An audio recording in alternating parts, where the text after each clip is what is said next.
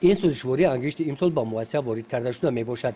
این علنگه آتش همین انگشت سنگ است. در مؤسسه تعلیمی رقم 61 برای در سطح لازمه گذراندن دوره تیرماه زمستان رهبریت مؤسسه آمادگی خوب دیده طبق نقشه از روز 15 نوامبر پیچ‌های گرم‌دهی بوغی را فعال گردانیدند.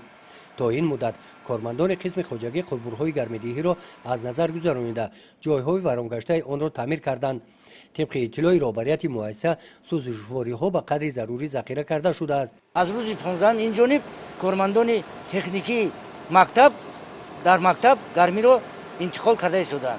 ما از آن خرسند هستیم که با تشبوس پرزیدنت کشور محترم امامعلی رحمان 3 سال پیشتر مؤسسه تحصیلات میانه عمومی رقم 61 با مکتب نو تأسیس داده شده. از روی آن تمام صنفخانه‌ها با شیشه با درهای شیشه دار محکم کرده شده. امروز در گذراندن زمستان گذرانی مکتب یگان تنقیصی ندارد. مکتب با آب با سوزشواری با تمام وسایلی که برای سوزشواری در کار است پورا تامین بوده. این مؤسسه تعلیمی از یک بنای تعلیمی سه‌آشانه عبارت بوده.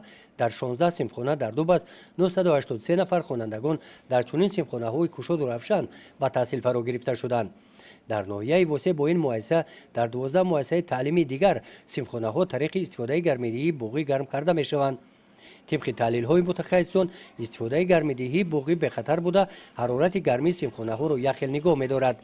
برتری دیگر سیستم گرم‌دهی بوغی به صرف نمودن قوه برق مساعدت می‌نماید. گزارش خواجه نظریف خدای نظر ظهوروف از ناحیه وسع برای برنامه اطلاعاتی نوید.